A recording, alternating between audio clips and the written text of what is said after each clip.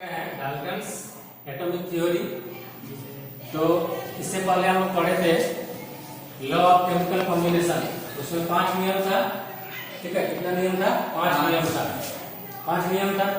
तो उस 5 नियम का जो थियोरेटिकल प्रूफ है उसका वैलिडिटी के लिए जॉन डाल्टन 1808 ईस्वी में एटम के बारे में, परमाणु के बारे में कुछ कहा। कहने का मतलब है कि अगर परमाणु है तो उसके बारे में कुछ पॉइंट्स तो होना चाहिए ना। तो यही डाल्टन जो है, जॉन डाल्टन, जिसको शॉर्ट में जे डाल्टन बोलते हैं, परमाणु के बारे में अपना कुछ सिद्धांत रखा 1808 में या 1803 से 8 के बीच में रखा। ठीक है, इसको बोलते हैं क्या? Postulates of Dalton's atomic theory. Postulates या इसको बोल सकते हैं मुख्य बिंदु। तो क्वेश्चन आता है, right the different postulates of Dalton's atomic theory. Dalton के परमाणु सिद्धांत की मुख्य बातें क्या क्या है? तो इसका मुख्य बातें बहुत है इसका, लेकिन इस प्रकार से पॉइंट है। जैसे पहला पॉइंट है, देखो, matter is made up of extremely small particles called atom. यानी डाल्टन के अनुसार मैटर का मतलब होता है पदार्थ, कोई बड़ा चीज। तो कोई भी पदार्थ या वस्तु जो है डाल्टन के अनुसार छोटा से छोटा कण का बना होता है, जिसको परमाणु या एटम के नाम से जानते हैं। कहने का मतलब है मैटर बड़ा चीज है और एटम क्या हो गया? सबसे छोटा चीज। यानी बहुत सारा एटम को मिला देंगे तो एक नया चीज बनेगा, जिसको मैटर बोलते हैं। तो डाल्टन के अनुसार क्या करना है? बोल रहा है कि मैटर जो है सबसे छोटा से छोटा पार्टिकल या कण का बना होता है, जिसको हम लोग क्या बोलते हैं? एटम बोलते हैं। तो ये डाल्टन एटॉमिक थ्योरी का ये पहला पॉइंट है या ये बिंदु हो गया। ठीक है, ये फर्स्ट पोस्टुलेट हो गया। सेकंड पोस्टुलेट है, atoms of the same element are identical in shape, size and mass। कहने का मतलब है सेम एलिमेंट, जैसे मान लिया जाए ये कार्बन एलिमेंट है और दूसरा एलिमेंट नाइट्रोजन है। ये कार्बन एलिमेंट है, दूसरा नाइट्रोजन एलिमेंट है, अलग अलग एलिमेंट है। तो क्या बोल रहे हैं? Atoms of the same element. यानी अगर कोई एलिमेंट समान है, जैसे ये नाइट्रोजन का मान लेते हैं, अगर ये नाइट्रोजन एलिमेंट है तो इसका एटम में किसका होगा? नाइट्रोजन का होगा।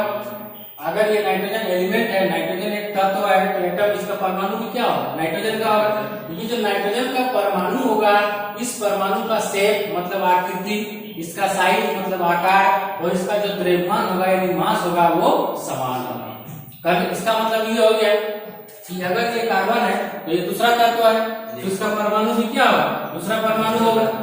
ठीक है, तो किसी अगर समान तत्व है, मतलब है कि ये नाइट्रोजन एक तत्व हो गया और इसका परमाणु अगर इसी तत्व का परमाणु है, तो इसका शेप, साइज और मास क्या होगा? समान। ये सेकंड पोस्टुलेट्स है डाल्टन्स एटॉमिक थ्योरी का।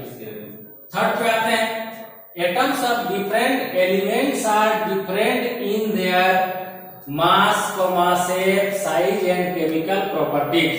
क्या बोल रहा है? फिर से रिपीट कर रहे हैं, एटम्स ऑफ डिफरेंट एलिमेंट्स मतलब एटम्स किसका होना चाहिए? अलग अलग एलिमेंट का होना चाहिए। अगर अलग अलग एलिमेंट का एटम है, परमाणु है, उसका मास, उसका शेप, उसका साइज और उसका केमिकल प्रॉपर्टीज अलग अलग होगा। कहने का मतलब ये एग्जांपल है, मान लेते हैं कार्बन और नाइट्रोजन दो अलग अलग एलिमेंट है, तो इसका नाइट्रोजन का परमाणु जो होगा वो अलग होगा और कार्बन एटम का जो परमाणु होगा वो अलग होगा। यानी ये कार्बन परमाणु किसका है? कार्बन एलिमेंट का है, और ये नाइट्रोजन परमाणु किसका है? नाइट्रोजन एलिमेंट का है। तो ये दोनों क्या हो? डिफरेंट एलिमेंट्स हो गए। तो ये जो कार्बन परमाणु और ये जो नाइट्रोजन परमाणु है, ये समान नहीं होगा, ये अलग अलग होगा। तो अगर ऐसा होगा तो इस नाइट्रोजन का शेप मतलब उसका आकृति, साइज मतलब उसका आकार, उसका मास मतलब उसका द्रव्यमान, और इसका केमिकल प्रॉपर्टीज मतलब रासायनिक गुण अलग अलग होगा। यानी अगर नाइट्रोजन मान लिया जाए एक्स से रिएक्शन करके कोई नया चीज बना रहा है, तो कार्बन जरूरी नहीं कि एक्स से रिएक्शन करेगा।